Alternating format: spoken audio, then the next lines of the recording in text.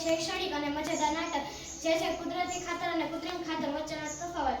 નાટકનું નામ છે ખાતરની યુદ્ધરાજી, જેના પાત્રને હું બોલાવી રહી છું. કુદરતી ખાતર. એ આવ્યો. કૃત્રિમ ખાતર. એ આવી. ખેડૂત કાકા. એ આવી. જમીન માતા. એ આવી. છોડ. એ આવી. દ્રશ્ય 1. જમીન માતા પાસે ખેતરમાં. એ ખેડૂત તો મને ખૂબ પ્રેમ આપે છે. મને જીવિત રાખવા માટે તો જે ખાતર આપે છે તે ખૂબ જ મહત્વનું છે. હા જમીન માતા, આજે હું તમારું પોષણ કુદરતી રીતે કરું છું. હું આવી ગયો છું. તમારો બધાનો હું હમદર્દ છું. હું ગોબર, પાંદડા, કમ્પોસ્ટ જેવી પદાર્થોથી ભરેલું કુદરતી ખાતર છું. જમીનને મીઠું અને સૂકું પણ ઠીક રાખું છું. હા, એ તો મને વર્ષોથી જ તંદુરસ્ત રાખે. દ્રશ્ય 2. કૃત્રિમ ખાતરની એન્ટ્રી. નમસ્તે, હું છું કૃત્રિમ ખાતર. હું ઝડપથી કરીને વાપરનારો ખાતર. મારી થાપથી જ પાક ઝડપથી ઉગે છે. પણ ભાઈ, તું જમીન માટીનું સંતુલન બગાડે છે. હા, એ વાત તો સાચી જ છે, પણ હું ઓછા દિવસમાં વધુ ઉત્પાદન કરાવું છું. મારો વધારે ઉપયોગ ના કરો. જ્યારે તમે મારો વધારે ઉપયોગ કરો છો ત્યારે હું બીમાર થઈ જઉં છું. મારી જીવસૃષ્ટિઓ નાશ પામે છે. જીવાત ભૂખી મરે છે.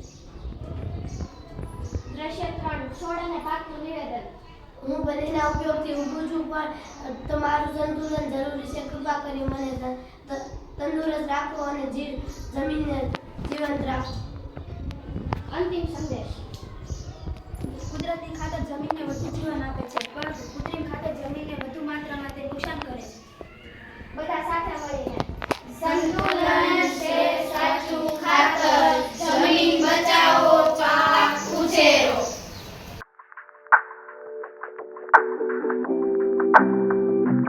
આવે છે. પાક ઉગાડતા પહેલા ખેતરમાં ખેત દ્વારા નિંદણ પૂરી કરવામાં સહાયતા મળે છે. તેનાથી નિંદણ સુકાઈને મરી જાય છે અને માટી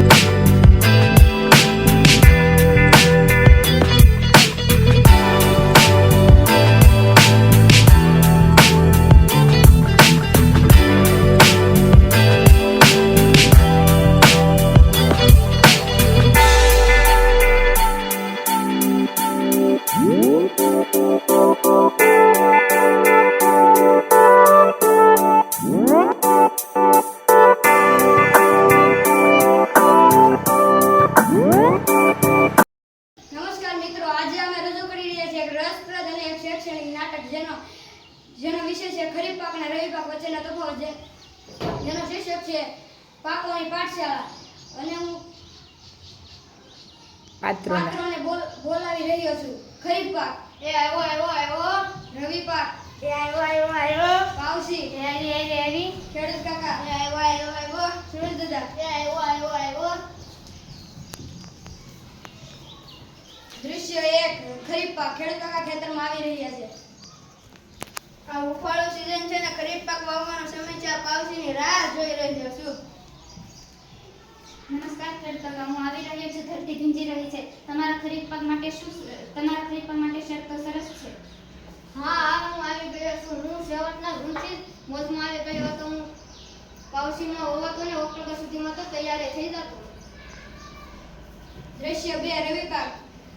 સૂર્યદાદાના દર્શન થઈ રહ્યા છે. હા. હું આવી ગયો. આખું સામ્રાજ્ય મારું છે. શિયાળો આવ્યો છે એટલે રવિ પાક માટે મોકળું મંચ છે. રવિ પાક મારું છે. એ નવેમ્બર મહિનામાં વવાય છે. મારું કામ માર્ચ સુધી થાય છે. મારે વધારે પાણીની જરૂર હોતી નથી. રવિ પાક તારા મિત્રો કોણ? ડાંગર, મકાઈ, મગફળી, કપાસ અને બાજરી. રવિ પાક તારા મિત્રો કોણ? મારા ખાસ મિત્રો છે ઘઉં, જુવાર, ચણા, સરસવ, જીરું અને બટાકા. દ્રશ્ય 3. ખરીફ પાક અને રવિ પાક વચ્ચેનો તફાવત.